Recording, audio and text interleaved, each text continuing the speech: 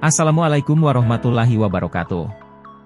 Program acara Dialog Interaktif Bhinneka Tunggal Ika, P5, yang diselenggarakan SMA Muhammadiyah 2 Palembang. Dalam video ini kita akan menyaksikan kompetensi yang dimiliki siswa baik dalam bidang akademik maupun non-akademik.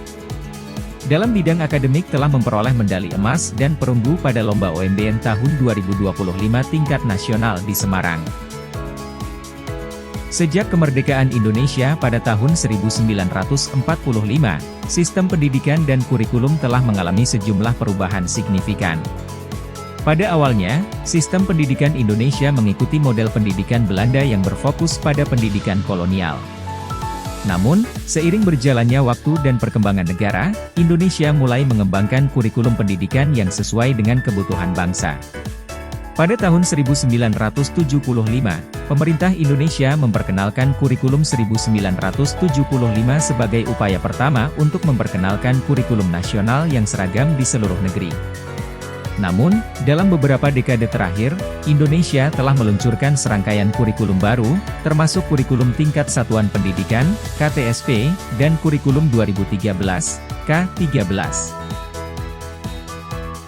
Selama beberapa dekade terakhir, para pendidik dan praktisi pendidikan di seluruh dunia mulai menyadari bahwa pembelajaran di luar ruangan dapat berkontribusi positif pada perkembangan peserta didik. Mengeksplorasi aspek-aspek kehidupan sehari-hari dapat secara signifikan meningkatkan kesadaran dan rasa tanggung jawab peserta didik terhadap lingkungannya. Pemikiran mengenai pentingnya pengalaman belajar di luar kelas ini juga pernah disuarakan oleh tokoh pendidikan ternama di Indonesia. Pernyataan Ki Hajar Dewantara terdengar sangat hangat dan mulia dalam konteks pendidikan nasional. Namun, pada kenyataannya, pelaksanaannya belum optimal dalam sistem pendidikan saat ini. Oleh karena itu, untuk mewujudkan tujuan pendidikan nasional tersebut, kurikulum merdeka dan inovasi-inovasinya, seperti proyek penguatan profil pelajar Pancasila, P5, telah diperkenalkan. Proyek ini dianggap sebagai salah satu alat untuk mencapai berbagai sasaran dalam profil pelajar Pancasila. Dalam prakteknya, harapannya adalah bahwa proyek ini akan memberikan peluang kepada siswa untuk mengalami pengetahuan, sebagai bagian dari proses penguatan karakter mereka, sambil belajar secara langsung dari lingkungan sosial mereka.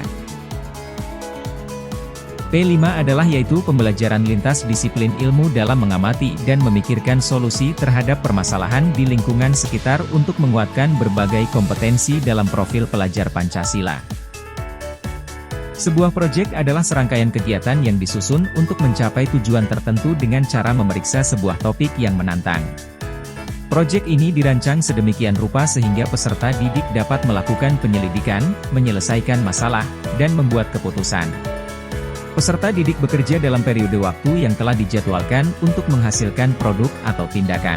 Berdasarkan pedoman Kemendikbudristek nomor 56 tahun 2022, Proyek Penguatan Profil Pelajar Pancasila, P5, adalah sebuah kegiatan kokurikuler yang berfokus pada pendekatan proyek untuk memperkuat upaya dalam mencapai kompetensi dan karakter yang sesuai dengan profil pelajar Pancasila yang didasarkan pada standar kompetensi lulusan, SKL.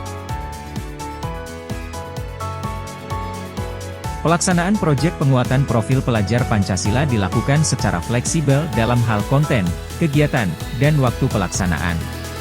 Proyek ini dirancang secara terpisah dari kurikulum inti.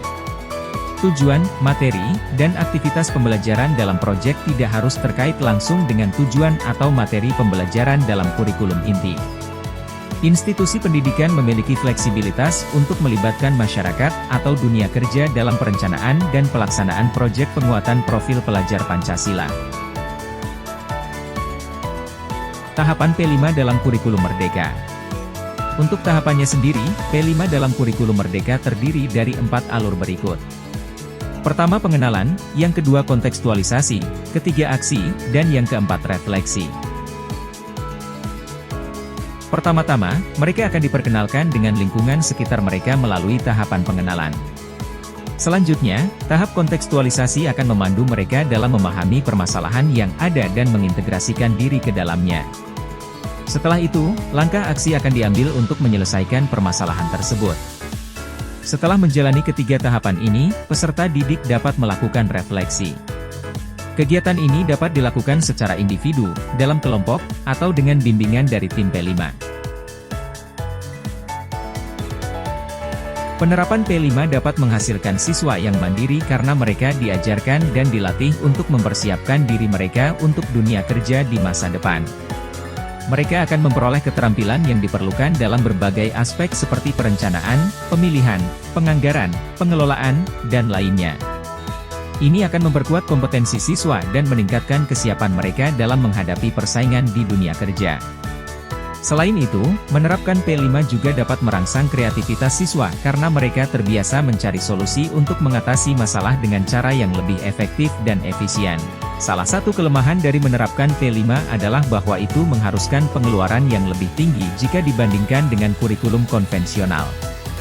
Ini disebabkan oleh kebutuhan siswa akan peralatan yang lebih modern dan lengkap. Selain itu, penerapan P5 memerlukan perubahan dalam sistem dan metode pembelajaran yang berbeda dari kurikulum tradisional, yang pada gilirannya memerlukan persiapan yang cukup lama sebelum dapat diterapkan.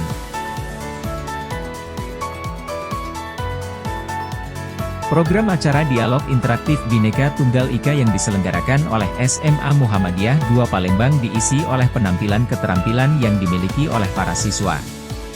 Mulai dari kemampuan siswa masak-memasak atau kuliner, pakaian adat dan tari tradisional dari setiap provinsi. Tujuan kegiatan ini agar para siswa mencintai setiap budaya yang ada di Indonesia.